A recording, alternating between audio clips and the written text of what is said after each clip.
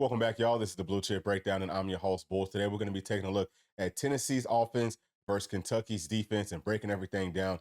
Please do us a very big favor and make sure to like and subscribe to the channel. All right, y'all, let's run through these numbers real quick. I can tell you right off the bat that Kentucky's defense is matching up a lot better with Tennessee's offense on paper than Kentucky's offense matched up with Tennessee's defense, the one that we looked at yesterday. So we'll start off at the top. Tennessee's total offense is ranked number 8th in the country. Kentucky's total defense is ranked number 21. Tennessee's scoring offense is ranked number 13th. And we're also number 91 in sacks given up. We're giving up about 2.2 sacks per game.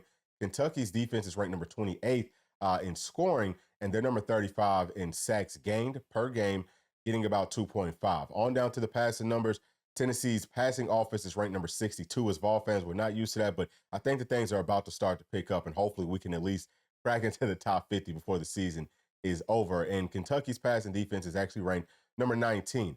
Down to the rushing numbers, Tennessee's rushing offense is ranked number 7. Kentucky's rush defense is ranked number 52.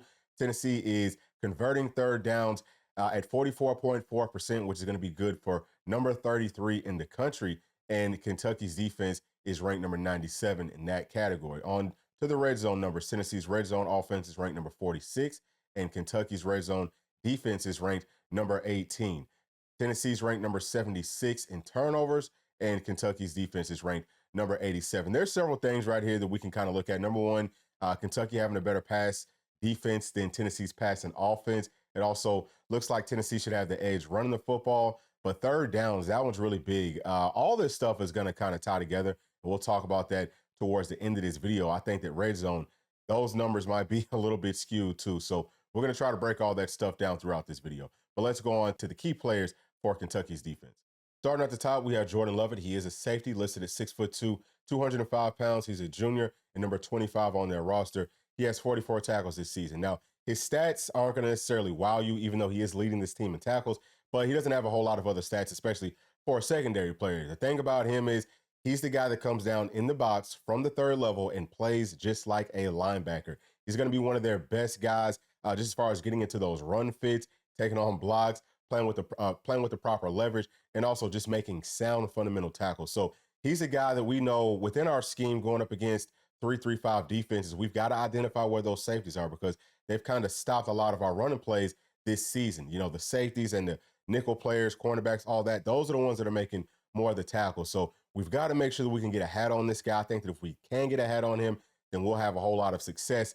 There are a couple more players that we have to make sure that we block. The next one would be for sure Jamon Dumas Johnson. He's a linebacker listed at 6'1", 245 pounds. He's a senior, and he's number 2 on their roster. He has 40 tackles, 2.5 sacks, and 1 interception. Now, I think this might be the best inside linebacker that we faced up to this point all season from top to bottom. He's absolutely prototype size, prototype speed.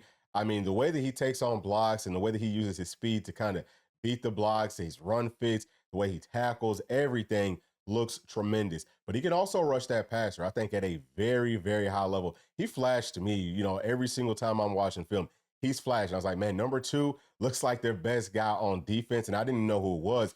But now that I'm realizing, oh, yeah, that's the guy that transferred in from Georgia. He looks a lot better than he did last season. He even looks good, you know, kind of dropping and getting into his passing lanes and all that type of stuff. But, yeah, he's really, really good. We're going to have to make sure that we dedicate somebody on every single play to block this guy. Third player is going to be J.Q. Hardaway. He's going to be one of their corners. He's 6'3", 191 pounds. He is a junior, and he's going to be number 6 on their roster. He has 34 tackles, 2 interceptions, 2 pass breakups, and 1 forced fumble this season. Now, both of their cornerbacks are tall, they're long, but he is the one that I kind of watched on film that flashed more to me. I said, yeah, he looks like he's a little bit more consistent. Most of the time, they're going to be playing zone coverage. It's going to be cover 3. I think that he does a pretty solid job of staying on top of the routes, but he will also bait quarterbacks into throwing the football in those passing lanes. And because he is so long, those passing windows aren't as big as they might look. So he could use those long arms to get his hands on footballs and all that type of stuff. I think he also does a good job coming up, making tackles, coming up, making breaks on footballs, things like that. But we will tell you some ways that Tennessee can find some success versus this secondary. Let's come on down to the next player, J.J. Weaver. He's going to be an outside linebacker listed at 6'5", 255 pounds. He is a senior. He's number 13. He has 24 tackles, leading the team in sacks with 5. He has 1 pass breakup, 1 forced fumble, and 1 fumble recovery. Now, This is a guy that looks good getting after that quarterback, but it's going to be more about all-out effort and just kind of sticking with it more than it's going to be about him just straight up beating people off of the snap. He's not one of those guys that scares you from that perspective because he's overly twitchy or anything like that. He has really good size and he just plays with a really high motor. And really, most of Kentucky's sacks are going to come from coverage sacks. We'll talk more about that as we kind of go through this. But he's a guy that we definitely have to make sure that we're blocking. He looks good in run support, things like that too, for the most part, but he looks really bad dropping into pass coverage. So hopefully we can get him to drop into coverage some and find some people open that he's trying to guard. Let's go on down to the last player, Deon Walker. He is the defensive tackle, listed at 6'6", 345 pounds. He's a junior. He is number 0. He has 29 tackles, 1.5 sacks, and 2 pass breakups. Now, really, his stats don't look crazy either, but playing pretty much at, like nose tackle, he's the guy that makes the entire defense go because he's so big.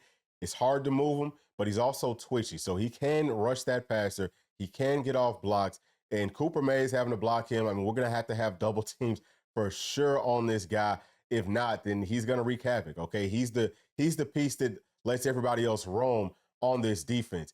But I think that if we can find ways to just kind of slow down what he likes to do, if we can block him, if we can keep him from getting a lot of penetration, obviously along with guys like Dumas Johnson and then Lovett, if we can block those 3 guys, Tennessee is going to have a very, very good day because those are the 3 main pieces.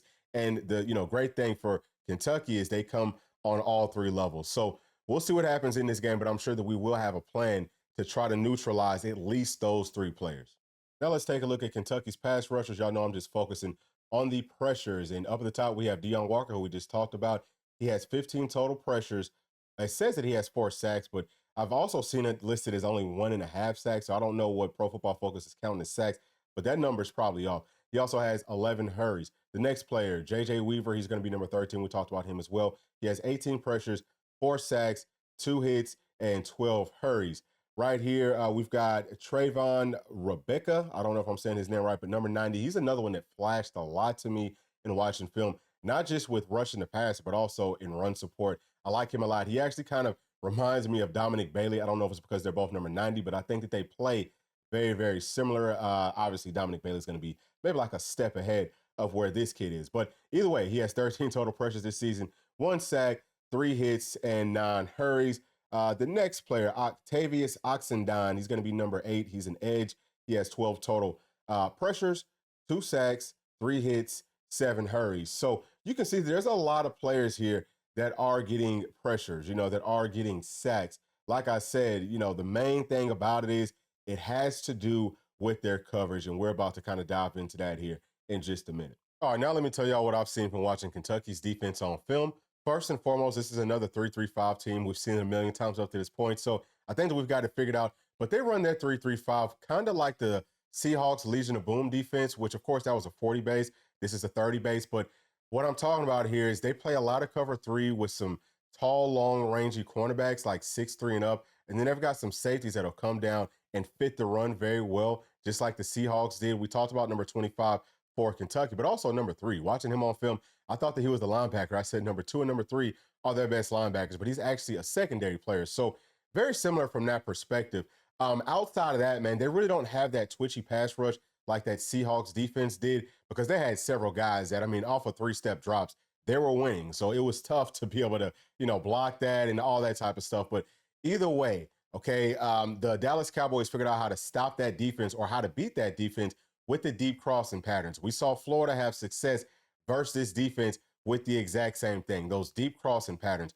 Tennessee doesn't run a whole lot of those, but I would love to see us try to implement it in this game at some points. I don't think it's necessary all the time because outside of all the key players that we've named so far throughout this video, everyone else on Kentucky's defense is, average to below average. They're not very good athletes. Even those cornerbacks, we talked about number 6, he's not a very good athlete, but both of those guys are pretty much liabilities in coverage. If you can make them get to some man-to-man coverage, which is essentially what happens whenever you start hitting those deep overs, those deep crossers, those guys have to start trying to man up more. At that point, we should put up a whole lot of yards passing the football. Also, we should score a whole lot of points. But I just kind of wanted to get that out the way just because whenever you look at this defense on paper, you're saying, wow, they've got a whole lot of sacks. The pass defense looks good. But whenever they're playing cover three, it just means the teams pretty much have to try to dink and dunk down the field unless you can protect your quarterback long enough to throw those deep crossing patterns. But I think really Florida just kind of showed the blueprint to how to find a lot of success versus this defense. And hopefully Tennessee will try to implement some of those deep crossers in this game. But outside of that, man, Nico just has to take care of the football, take what's there in that passing game. Tennessee will find some ways to, isolate, Kentucky secondary players and some one-on-one coverage. Again, once they're playing man-to-man, they look really, really bad there. So I think that we'll be able to, take our shots, things like that. But we also just have to make sure that we can run the football on this team, man. What Auburn ran for over, I think, 300 yards on them. So we should be able to do the exact same thing.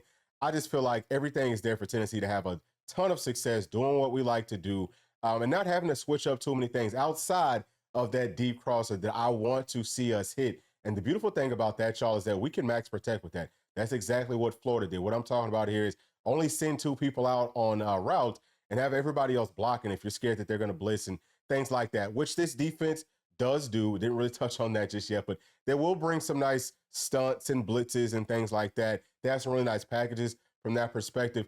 Our front, okay, our offensive line, our tight ends, and our running backs need to be on the same page, and they have to be able to pass things off with all the stunts and blitzes and things like that. We haven't always done the best job of picking that up, but I feel like we've gotten better and better at it. We'd looked a lot better versus Alabama doing that than we have in some of the previous games. So really everything that Kentucky likes to do, we will have answers for. I think this is a game that Tennessee should be very dominant in. We will have our final prediction, not the final score prediction, but the final overall prediction coming out tomorrow, along with the 7 keys to victory. But thank y'all so much for sticking all the way to the end. Please leave y'all's thoughts down in the comments section. And as always, please make sure to like, subscribe, hit that notification bell, share with your friends, family, and other volunteer fans. We'll see y'all on the next one. Thanks. Peace.